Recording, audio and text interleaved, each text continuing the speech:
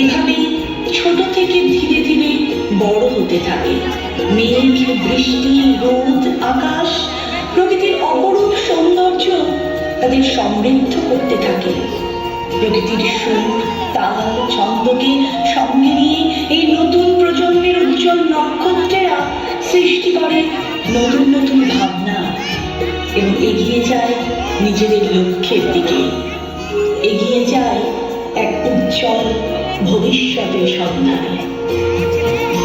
আমাদের যাত্রা হলো শুরু, এখনো